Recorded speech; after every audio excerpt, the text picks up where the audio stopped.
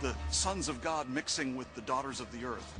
The Book of Enoch offers a disturbing vision of the fall of the angels who lust after earthly women.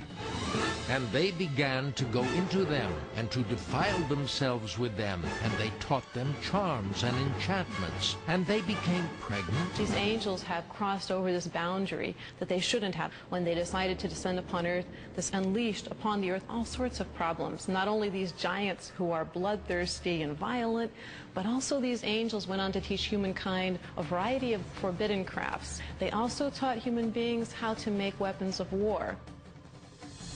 Now, the good angels, the ones not tempted by these beautiful women, go to God and say, you know, there's a lot of bloodshed caused by these bad angels.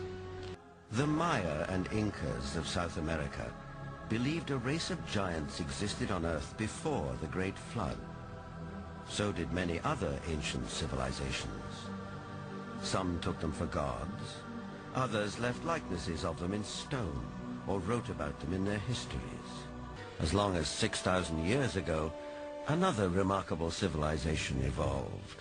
Its people were the Sumerians, who had an extraordinarily advanced culture.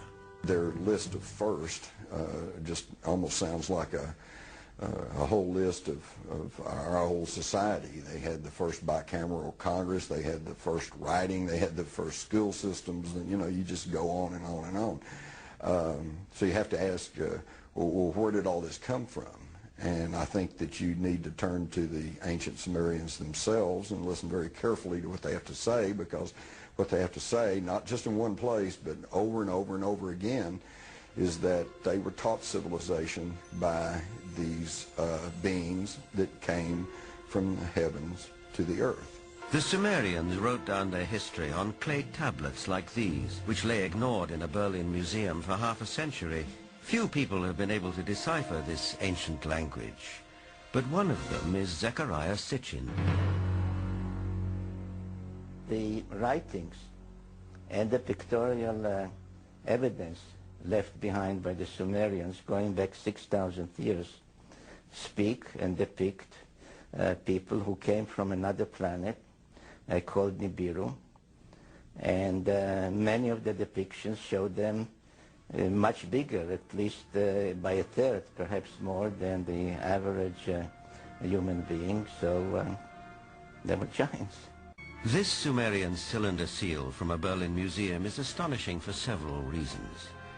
First, it depicts our solar system with the sun at the center and the planets arrayed around it, a fact not known to European science till around 300 years ago. And amazingly, there's another planet, which the Sumerians called Nibiru, and believed that it was from where the Annunaki, or celestial giants, came from. He is about 10 feet tall, a giant, one of those who from heaven to earth came. Looking for signs of extraterrestrial life, astronomers have searched deeper and deeper into the universe. But all along, maybe they should have been looking closer to home.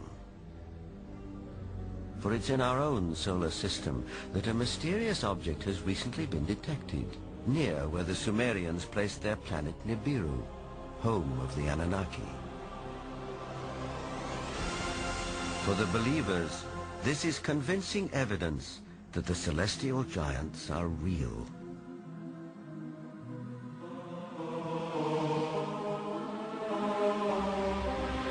The ancient Sumerian text, just in a very broad overview, basically tell us that more than 400,000 years ago, that these Anunnaki came from space and landed on the earth in the Tigris-Euphrates Valley. They began to set up a colony that they called Eden.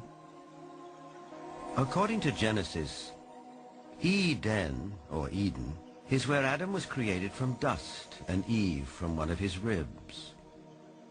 Others, however, have a more high-tech version of how human life began.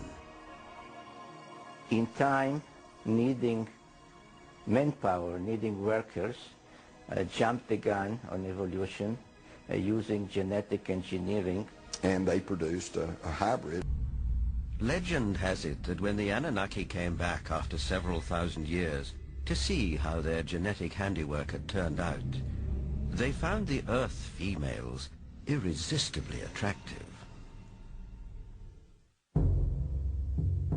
That's us? That's us. Basically, the Anunnaki said in their writings that the Sumerians left behind, we shall make the Adamu. They called their slave servant Adamu plural, which comes down to us in the Bible as the Adam. We shall make the Adamu in our own image, after our own likeness, word for word in the Bible, and they did that. So wait a minute. You're look saying like...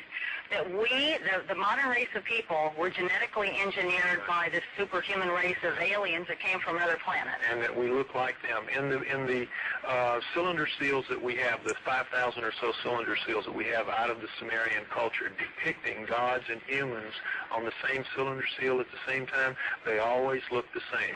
How did we lose 2 chromosomes? All primates have 48 chromosomes.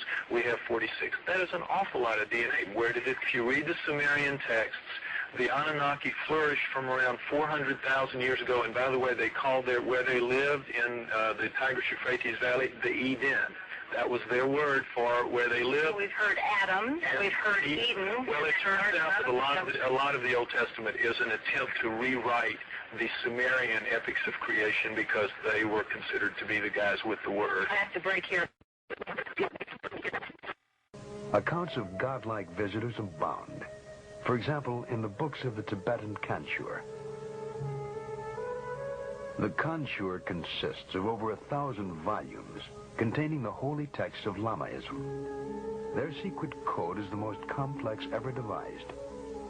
To date, only 1/100th of the Kanchur has been deciphered. The resulting translations are full of references to gods appearing in the sky, of the luminous pearls and transparent spheres in which they lived. In the fragmentary histories from the Bible to the scripts of Babylon, there are tantalizing views of Earth, seen from the distance, seen from space, seen by whom? Was it the vision of ancient astronauts communicated to the primitive population of a still young planet Earth? The search for humanity's first possible contact with alien beings in prehistoric times leads to an unlikely place. To the Bible's earliest chapters, to the book of Genesis. When the sons of God came in unto the daughters of men, and they bore children to them. Genesis 6:4. Exactly who were the sons of God mentioned in the text? The original Hebrew word is Nephilim. One translation of the word Nephilim is the men who came down, or those who came down, meaning those who came down from the sky.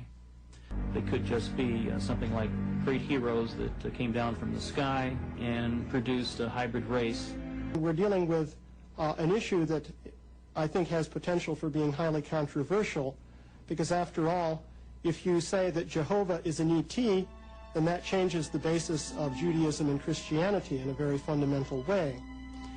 For many ancient Christians, the Book of Enoch was essential, yet it was banned from the Christian Bible.